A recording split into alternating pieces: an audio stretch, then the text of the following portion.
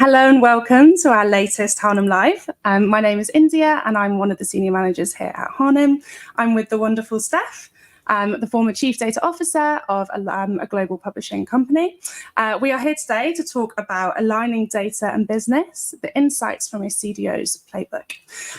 So Steph, I would love to know more about your career journey to date and your most recent role as CDO. Thanks very much for having me. So I started my career with a master's in marine biology.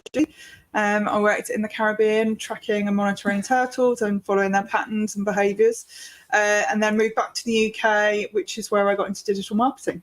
And basically my interest there was around analytics and understanding the behaviours of what people were doing and, writing code, etc., to be able to track and collect the data and understand all of that.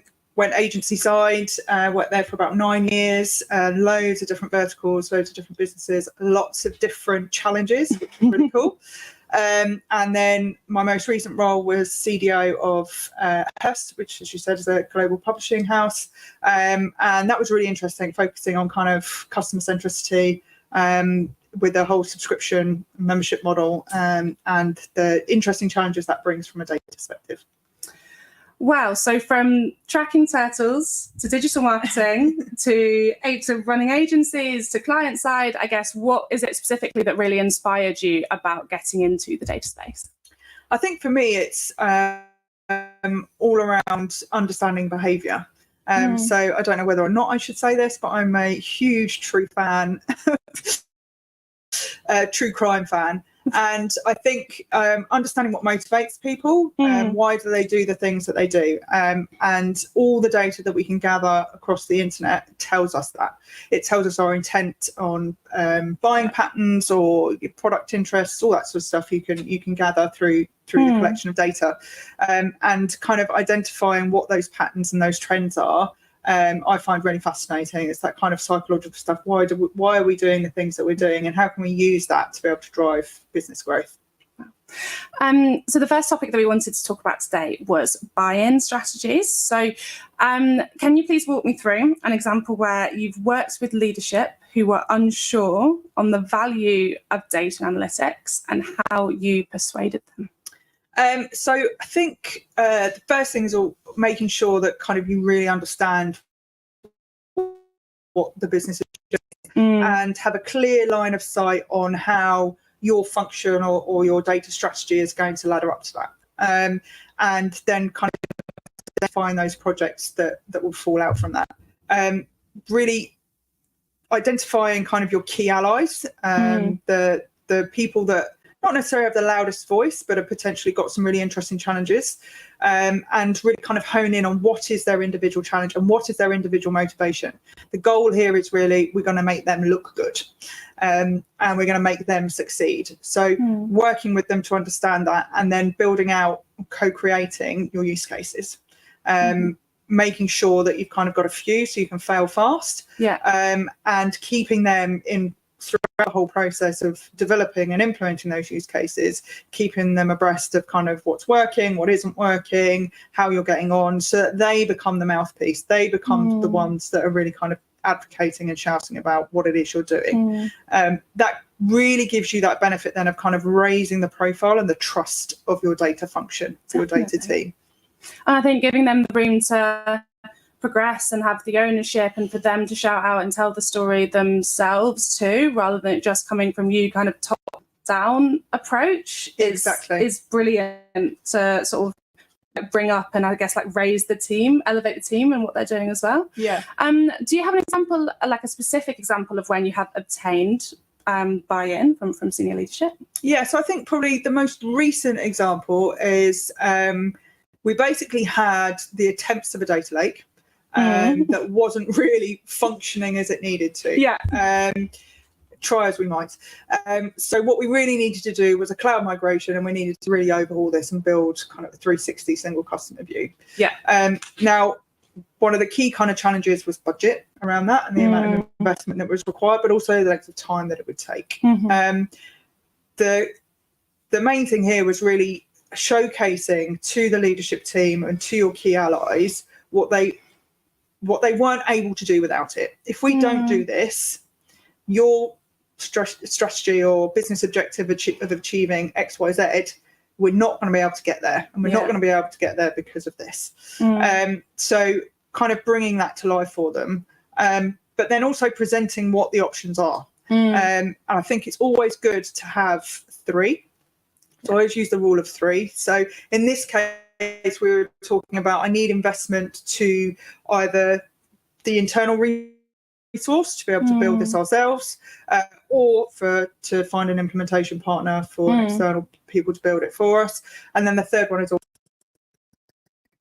and if you think about, this is a great way when you're presenting information back, if you think about conversion rate optimization and kind of the power of mind works, you will see when you go to any shopping basket or anywhere where you can 3, there's always 3 options presented to you, and it's that middle one that's always highlighted that is the best deal. That's the one that's so even using techniques and things like that is a great way to make sure that you're presenting the information in the best possible way at every opportunity.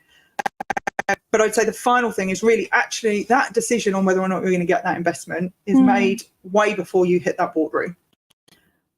It's really important that you've got the key people, key decision makers on board with what it is you're trying to do. And if you don't feel that you're in that stronger place before you go into that boardroom, you need to try and move that meeting. You need to be able to put it back, and you need a bit more time to win over those people and kind of get them on board so that they can see how it's a true value to them. So there's obviously quite a lot of groundwork then that goes into all of this, to networking, to creating relationships internally in a business before you even start saying, here's my strategy and here's what I want to do. Yeah, definitely. I mean, the actual kind of, I guess the writing of the strategy is almost the easy bit. So that tongue in cheek. The hardest part is really getting people to understand what it is you're talking about, and making sure that they can see the benefit to them. And you must have then handled skepticism from people, perhaps they're non-technical themselves, they just don't see the value in it, they've worked there for 20 years and, they're not keen on your new ideas. Do you have examples of how you've handled this skepticism from people in the past? Yeah, so I think the first thing I always do is you've got to really think about the business that you're in. Okay, there are kind of 2 types of businesses when it comes to data. You're either in a business where data is a means to an end, or you're in a business where it is the beginning and the end. So, for example, it's a means to an end. It provides us with the tools or the solutions or whatever to be able to do our job. So if you think most common like retail businesses, etc., that's kind of a means to an end. Or you've got it where it is the beginning and end of everything that we do. So we actually build and sell data products, for example, right? So then if you then think about the different levels of data literacy in those 2 businesses, they will be very different. Telling a data story is much easier in the latter. Yeah, the one where it's so you're already then in a position where you can start to take a step further into more of the detail and maybe talk about some more of the complex points of view, etc. Whereas on the other side, what you need to do is actually, and what I found worked, is changing the perception of data. It's not a service for the business. It's not like an HR function or your IT function even. It is an enabler for your business. So even getting people to refer to it as an enablement team makes a huge difference in shifting the perception of that team. We're here as part of you to assist in whatever it is you're trying to do within the business. We're not just here as a service where you can just throw stuff at us and we'll just churn it out. So I think that definitely has helped, and it also helps when you kind of then build that trust. So really identifying those markets. They don't have to be a leadership; they can be throughout. Or they should be throughout the business, and using kind of methods or ways of actually integrating your team within the rest of the business so that it's not sat on the outside as a service function. And you've got kind of data product people, for example, that are sat working with stakeholders within the business, and they're helping solve use cases and challenges on the fly together. Means that you become an integrated part of the business and not just that team sat on the side. I think it's so interesting the way the use of language of like a data, an enabler. I think one thing that we've seen recently, I mean, this is different. This is kind of more to do with hiring, but when people hire for culture fit interviews, and we're trying to very much move away from the phrase of culture fit, and actually it's culture add. add, because you don't want somebody who fits into your culture. You want somebody who is an addition to your culture, if anything, makes it more diverse rather than being the exact same person. So the way of describing it is an enabler rather than a service function. It's got small bits of language that I guess have helped you get that buy-in. Definitely.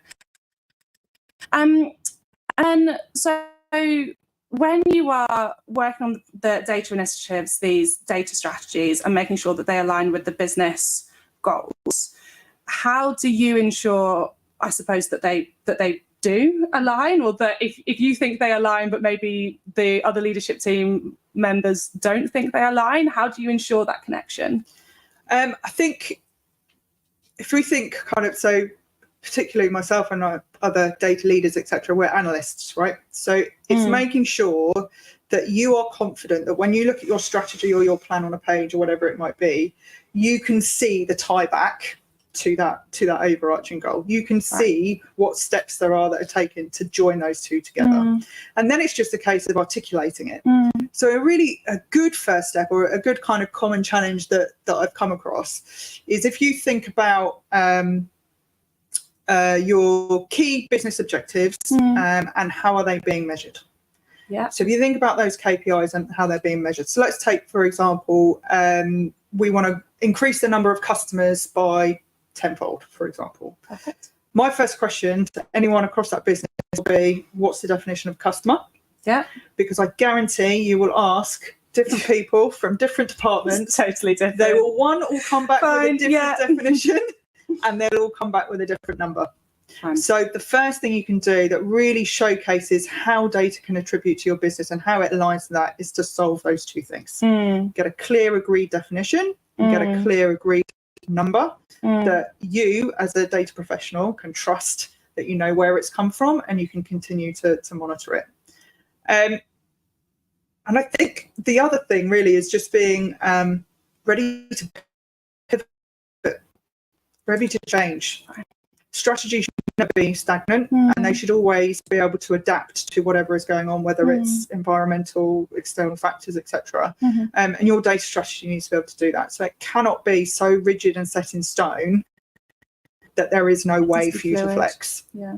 Yeah, definitely. I guess I totally get that. And it's flexing depending on other people might have different ideas, or business needs might change, and, you know, quickly pivoting towards that.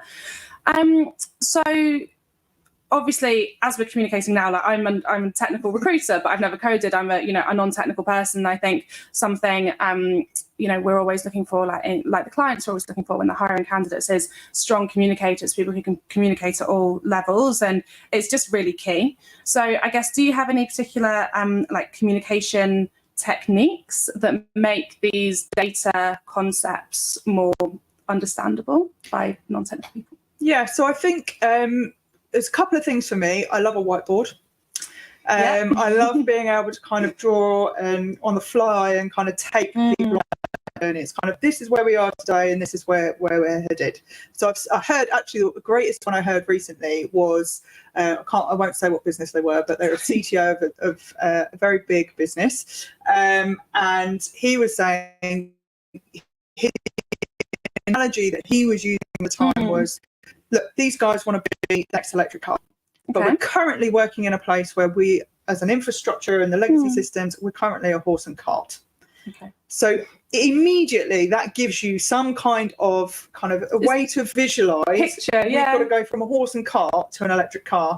One, I know that's not going to happen overnight. Two, I know that's going to cost me some money. So already using that type of language and those analogies that take people on that journey, I find really, really, really helpful. The greatest one that I kind of like to use is I talk about data tax.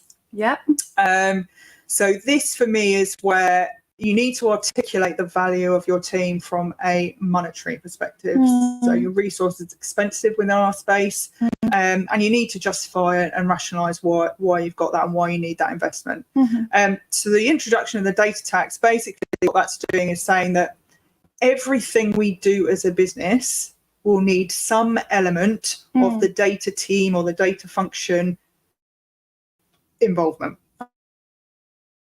So whether that's a simple report that needs creating or kind of an ad hoc piece of analysis, that requires, say, a couple of days of my analyst's time. that comes at a cost. Yeah. You've got a new data source that you want to bring into the business. That's going to cost X amount in terms of build time. These sorts of things you can start to then articulate to demonstrate that every idea that anyone's got anywhere is going to touch our team. It's going to touch our function somehow. So if we can then introduce to the FD, who love this type of language, to say everything comes at cost. So whenever anyone in the business comes to you with a budget idea of, or a business case that they want to do X project, can we please make sure that there's that line in there that's got a data tax? Because otherwise I'm fighting a losing battle when I say I just don't have the resource to do these things, and it puts too many other projects at jeopardy. So I think things like that have been a really great way for me to be able to communicate, one, why we exist, and two, why we need to continue investing and having the resource we need. And so when you first started talking to someone around the idea of a data tax, what was their reaction? Were they like, oh, I get it? Or how was it perceived? So I think with the CFO, actually, he was like, got it. That makes so much sense. Yeah. And when you're talking to the money man or lady, it's like that resonates, right? Course, so immediately there was no need. He didn't need to understand the ins and outs of the technical kind of remit of what and all the people, the resources would be doing. All he needed to know was that someone's put a figure in front of you, and I'm telling you that there's going to be more than that's required, or could be less, or that we can help make it more efficient, and you don't necessarily need X, Y, Z, right? So it works both ways. You can get a tax refund. You can get rare, but rare. Unheard of. I think things just make it easier for people to understand. Doing all this stuff and you don't understand how much effort it takes for us to support it. Of course, you're actually able to put a tangible number against these things, which makes a huge difference. And I just wanted to touch on something that you mentioned earlier, actually, which was around allyship. So I obviously understand allyship at a peer level and to get buy-in from people who are more senior than you. But you also mentioned allies at all different levels. So it'd be good to see how you've seen that, any examples of allies that you have had that have been more junior than you, and then perhaps how you feel like you yourself have been an ally. Yeah, so I think something that I've actually seen, and I've been speaking to a lot of my peers actually about, and how they're starting to see this work more and more, is kind of really that concept of where you're placing the data person in the business, and you get them to buddy up. So something that I've done is kind of looked at a list of influential people within the business throughout all different levels, and then almost assigned those names to people.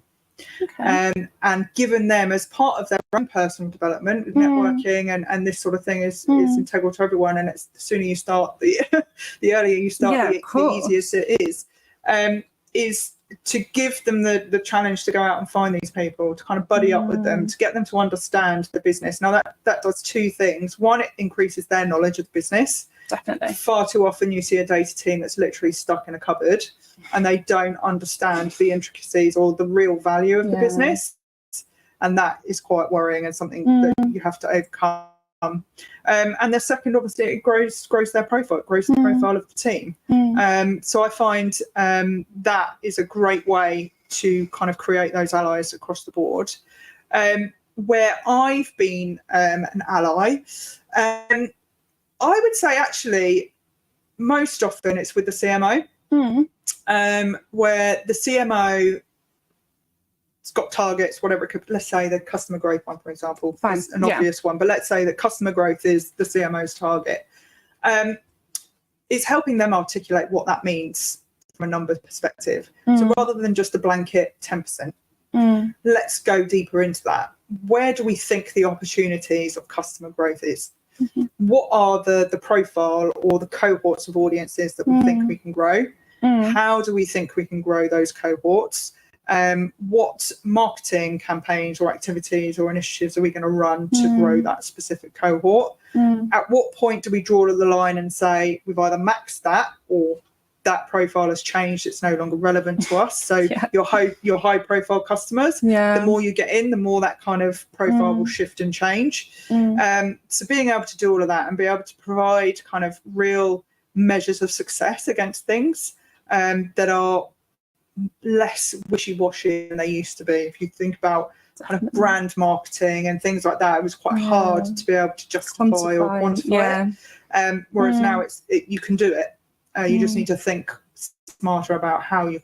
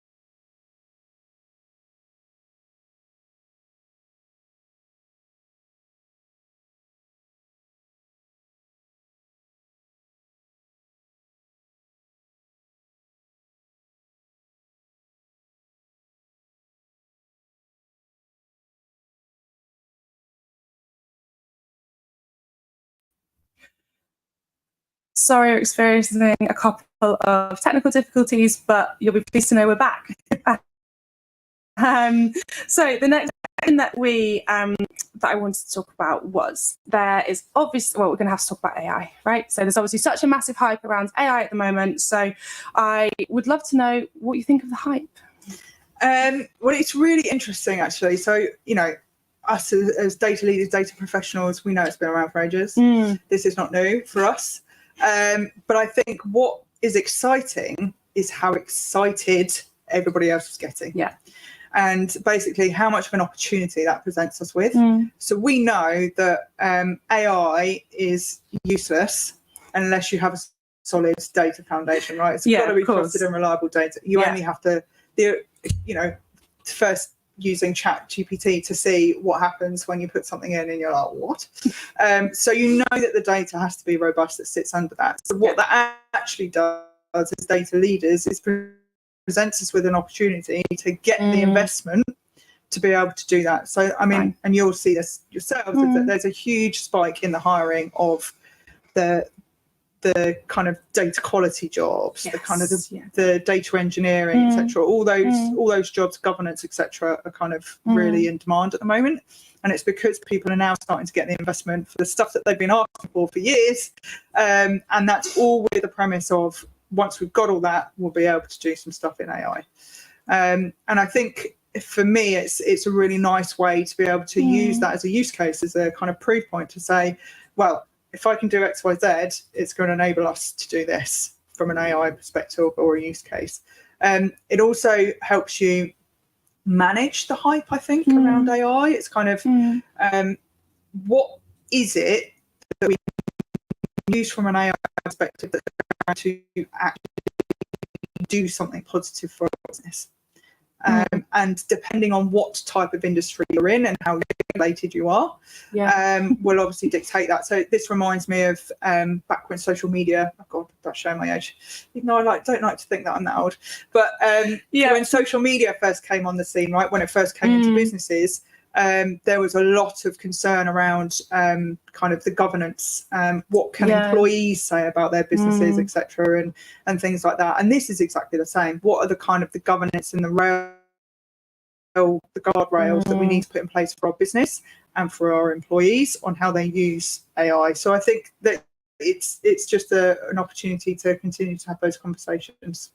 And hopefully make buy-in a bit easier, I suppose, if leaders are all on the AI hype and you're like, okay, well, here's how we need to do it. Exactly. And then, so do you think it will become like a part of, like, there'll be specific AI roles within data teams? Will it end up falling into data science work? Like, do you think that will develop into something? Yeah, I think in the same way that social media did, right? So there are elements of upskilling that will take place.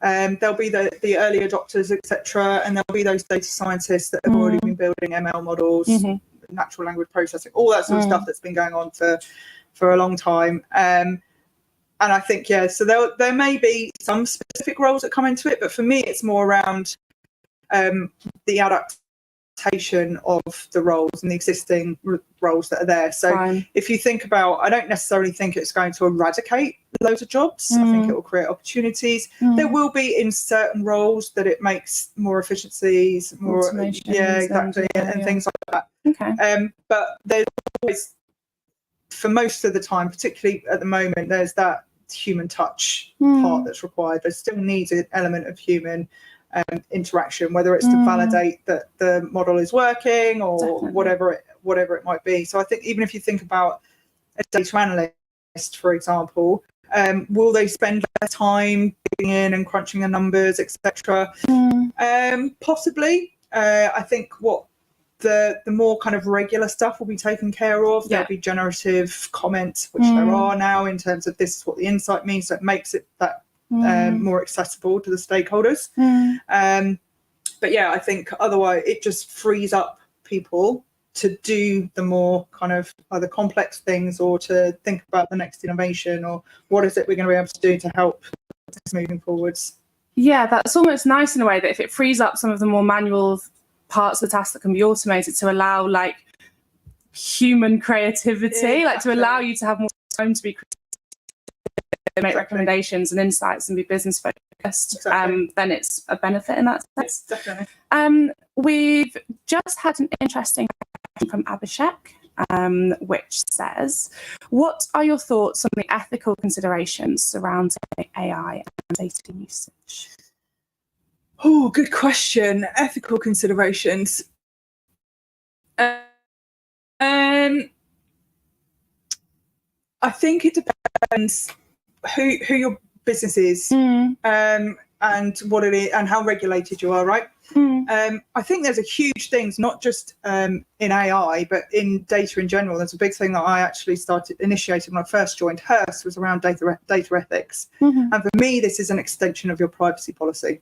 Right. This is where you are being very clear to the customer, to your website users, whatever it might be, what it is you're using their data and their information for. And at what point does making assumptions go too far?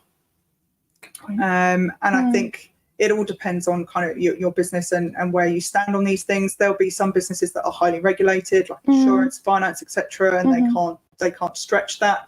Whereas there could be other things like the retail, for example, where they can potentially flex it a little bit more. But I think it all depends on your business and what your business stands for. and what the raw data is that you're using in the first place. And this is something actually that is really important. If you think about when you're building a model, for example, you're trying to create something, what is the original source of that data? Where is it coming from? Can you validate and trust it? So I've definitely had, again, conversations with peers where they've built some amazing prediction models that fantastic things, huge retail chain, and it was doing some really good things. But when they actually tried to do the traceability and look back to where did this data originate from, they actually found out that the third party that they were using were actually incorporating credit card data, right? And other things like that. They were actually bringing in sensitive information that as a business they weren't allowed to. So they weren't allowed to use ethically. They decided they weren't going to use it.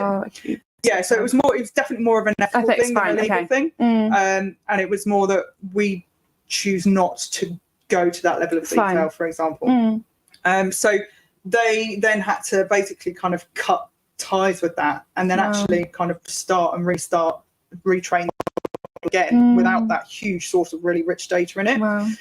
So I think that the big kind of lesson there is that understanding your source of your data and where it's coming from and being able to trust that.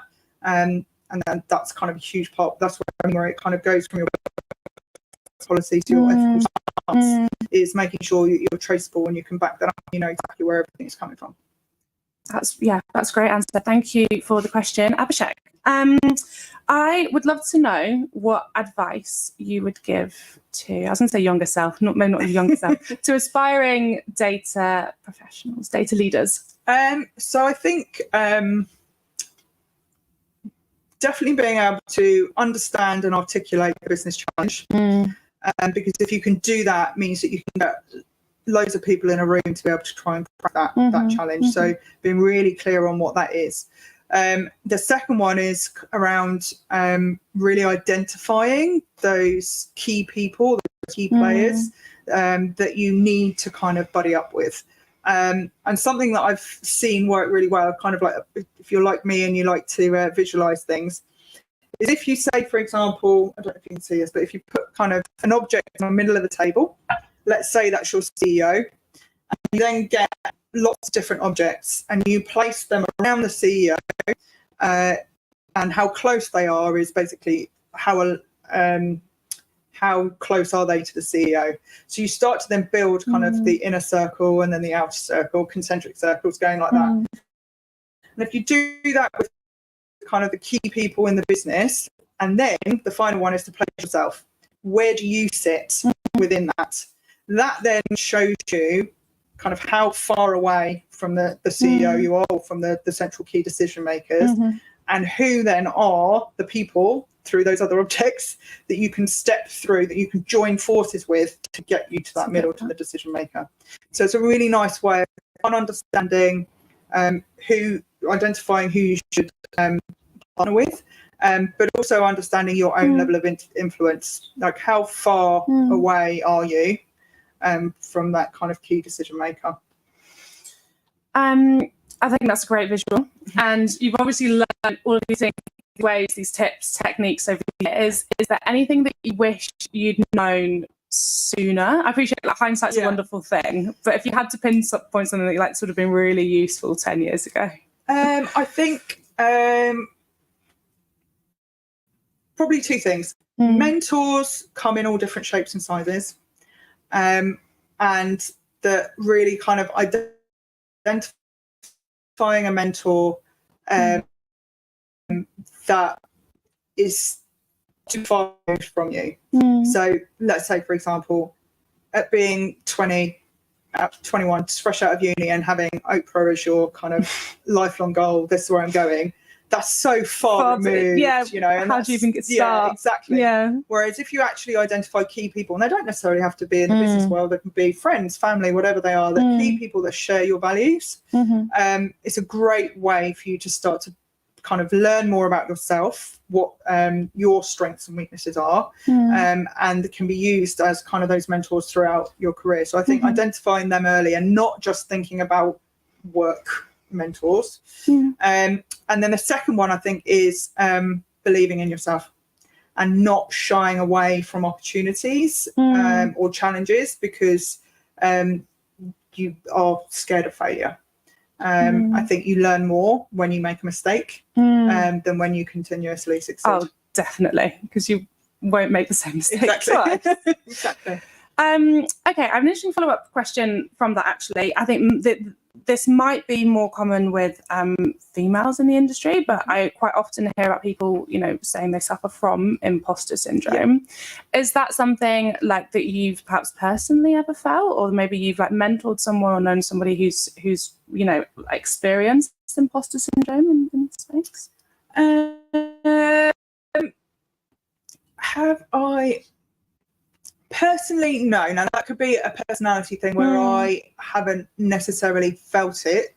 I've definitely faced a lot of the common challenges I think women face, being overlooked for roles, kind of misogynistic comments.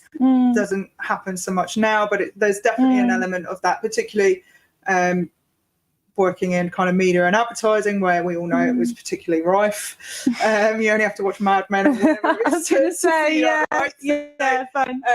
Obviously, that was a bit before my time, but I've definitely listened to kind of my peers, etc., who were around in that time, and then the horror stories that they've got from that. But I think imposter syndrome is very much kind of a mindset, and I think it's think about what are the strengths and positives that you bring to the table. No one can take those away from you. If they're your successes, they're your successes. And no one can downplay those. So you should be proud of those, and you should be able to articulate and communicate those. And if you are finding that this is kind of like the workplace, etc., I would challenge the culture of that workplace and whether or not that is the right environment for you. I think it's great. Always trying to remember the positives and things you have gone well, because you're always going to, just think about the things that haven't got the way you wanted. It's like what we were talking about at lunch, seeing like triggers in a day, like little things that irritate you in a day, but instead actually seeing things that are glimmers in a day that are these positives, and trying to have that more kind of glass half full mentality. We've had an interesting question from Tim. Tim is a new data leader, and he's asking you what your advice is on the type of person that he should look for his new data team, from both a recruitment perspective and a data leader perspective. I think this also is interesting based off what we were talking about at lunch, with you taking a team from 2 to, I believe it was 28 people. So it might be good to discuss around that or other examples. Yeah, definitely. So I think Tim, I think once you know kind of what strategy is, what the pillars are, and what the key projects are, you can quickly then identify where your skill gaps are. So what is it you're missing? And the first place to start with is looking at yourself. As the leader of the function or leader of the team, what skills is it that you are lacking, or that aren't your strengths, that you need support with? That's where you hire first. So, as I said, I came up through the analytics route, analytics, insight, etc., translating data, telling stories, etc. I didn't come up the engineering route. I could build websites, etc., and things like that, but that was more around how do I do that to be able to collect data, right? So I didn't come up through the engineering route.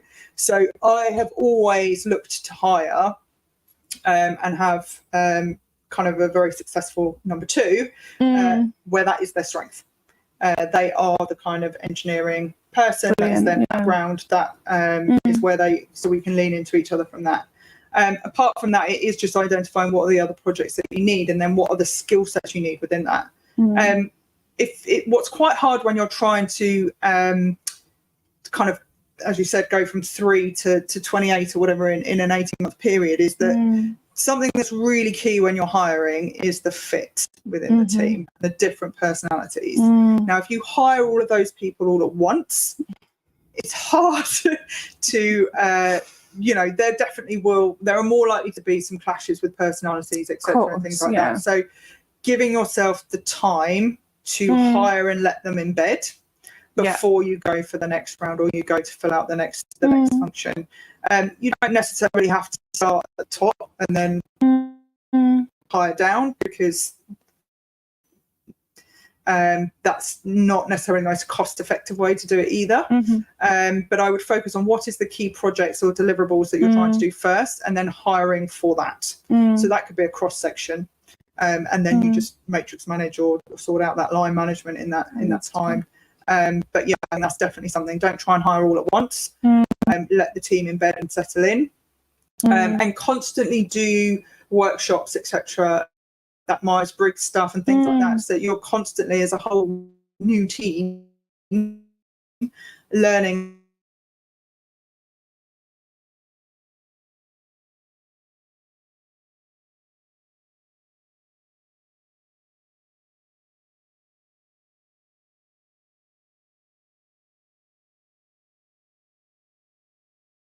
People join as well, they might have skills or things they're actually really great at that don't always come out in interview processes, and suddenly you might get somebody who's a great presenter, a great storyteller, they're actually a great people manager, even though they're a bit younger, and then it kind of, I get that you need those to embed before before you see who else adds to the culture. So that's a great question, thank you, Tim. And a question from Carmen, who loves the idea of the data tax, me too. She was wondering, Steph, who've been your role models or mentors throughout your career, and how would you say they've influenced your professional journey? Oh, that's a good question. So I would say key mentors. So I've had a couple of really good CEOs that I've looked up to, and anyone that I think you've got something new to say, or you've got something new that I can learn, I kind of latch onto. I love learning, so I'm kind of like, I'll then annoy them and try and like get all their information. So definitely had a few CEOs, etc. But equally, I think I've had some people actually within HR functions that have been, some of them have actually been kind of more junior people, where they've helped me more on that personnel side, and kind of helping me develop into the people management side of things. So when I come across potential or when I've been faced with challenges that I haven't had before from a personnel perspective, annoyingly, I can't talk too much about them, obviously, but you know, when you're faced with those sorts of things, I've found this particular young lady who's actually, I think she was like middle level within HR. She was really helpful because you had the time to sit and listen, and we were kind of brainstorming and working these things out, and she could obviously go to her superiors to find out legally what we can't do, or whatever the routes are. But yeah, I think that's been, those kind of key people stick out in my mind. I think those are great examples. I think that's something different as well too. It's always been my manager or a peer. That's great. Last question.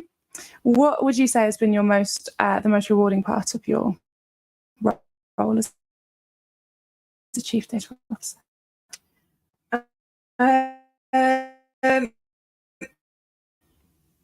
For me, I think something I always try best when you let people go and you let them kind of try and, fail fast. They're kind of getting the best innovation, etc., from them, where they're given that autonomy to go and explore and learn on their own.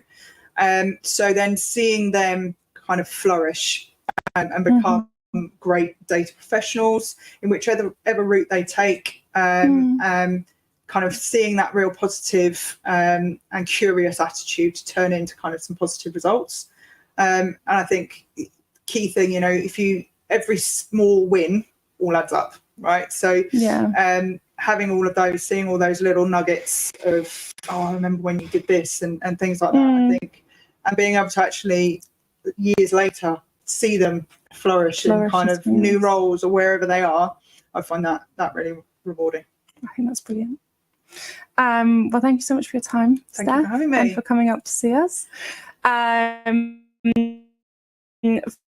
For anyone who's watching, if you're looking to build your data analytics teams, then please either message myself or you can go to the Harnham website. Our next LinkedIn Live is going to be next Wednesday, where we are going to be discussing and then releasing our latest salary guide for 2024. So please do tune in.